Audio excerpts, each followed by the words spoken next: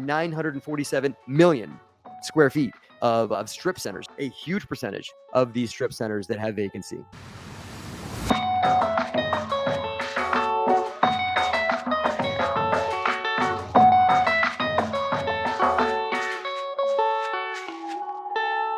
What is going on, DeRosa Insiders? It's Matt Faircloth. Welcome to the Cash Flow Digest. Our company is the DeRosa Group, and we're a real estate company dedicated to transforming lives through real estate. We make things better with what we do, and we help people make a good return on their money and up their financial freedom goals and reach their financial milestones that they want while they contribute to making the world a better place through our real estate ventures. This is the Cash Flow Digest. I appreciate you guys for watching. If you guys are on Spotify, and I super duper 10 pounds of gratitude in a 5-pound bag. Appreciate you guys if you guys are watching on the DeRosa Insiders feed, which is on Facebook. If you're not watching on Facebook, go to Facebook right now and join DeRosa Insiders. You know what? It's free. It's a free community where we talk all things real estate shop.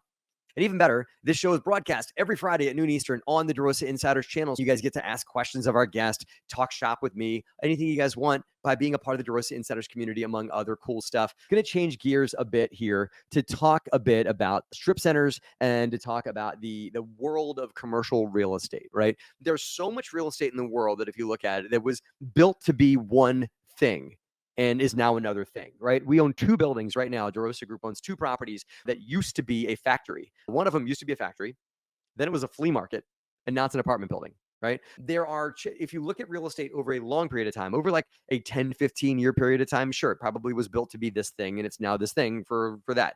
But real estate tends to change hands over many cycles of time. And over many cycles of time, it becomes another thing, right? And so if you look at old real estate, hundreds of year old real estate, it's likely not what it was built to be. It was built to be this, and now it's this. I was listening to the radio yesterday about a prison in Pennsylvania that's going to be redeveloped into another thing.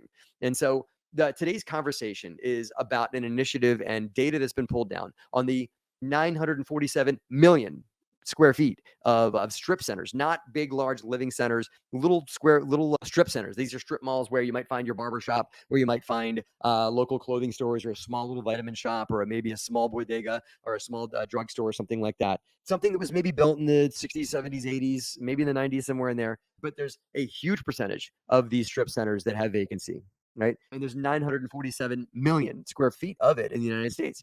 The question is, what could be done with those strip centers? And there's been a study that was done that with a small fraction of the vacant spaces in commercial strip centers, small strip centers, again, not turning a Target or a Best Buy into housing, but turning maybe what was a barbershop and a nail salon and a dry cleaner into housing. And don't be yelling at me about this. I know there's environmental matters that you have to address first, but those things can get addressed with enough money. And so if those strip centers can get acquired for the right number, right? The study shows that a small fraction of them could generate 700,000 units of housing. There is an enormous housing shortage in this country. So the question is, how can we take old strip centers that are in prime locations? They're typically right on major thoroughfares, near downtowns, near other things, because that's where strip centers need to be. They need to be near housing, right? They're typically around the corner from your house. Everybody sitting in their home right now probably has a retail strip center within a mile or two of their home, and it could be something that's underutilized or maybe even abandoned altogether. I passed a fully abandoned strip center the other day when I was driving around in my car, 100% abandoned, vacant, and a for sale sign in front of it, right? So what can be done? And the question is that maybe it's housing, maybe it's other adaptive reuses, but the study shows that it's 700,000 units of multifamily housing could get provided in a small fraction of the strip centers that are out there. So there is a housing shortage, and we will meet the housing shortage in a lot of different ways in America. Number one, maybe by building the easiest down the middle of the fairway solution is to build more multifamily housing. And that is happening. There's a lot of multifamily housing coming out of the ground. There's certainly reuse of spaces like office spaces. And I've talked about that before on the show, is about turning office space into new uses.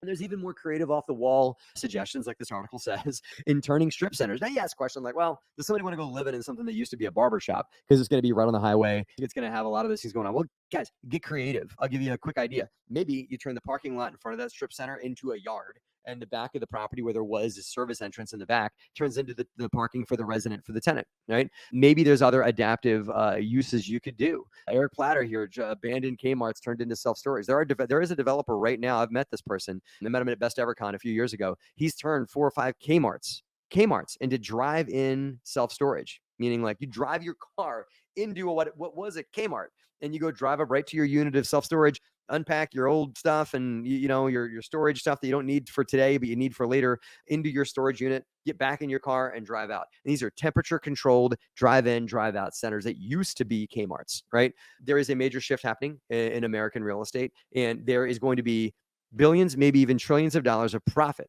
made by people that want to choose to be a part of the taking real estate that was this thing, that used to be this thing, and now needs to be this thing over here, turning it into another thing, whatever that thing is. Okay.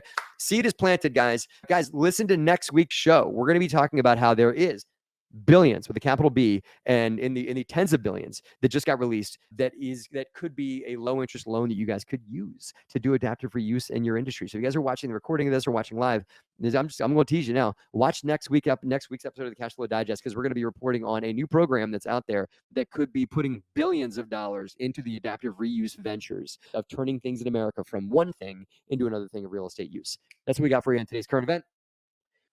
That's what I got for you guys today at the Cash Flow Digest. Make sure you guys join us next week at noon Eastern on this DeRosa Insiders channel. If you guys are watching on Spotify, make sure you guys take a moment right now and leave this show a good review and a thumbs up on Spotify. Tell Spotify how much you love this program so it'll continue to propagate it through the algorithm to other people so they hear about it too. That's what we got for you guys. Thank you so much. If you guys are watching live, have a happy weekend. Take care.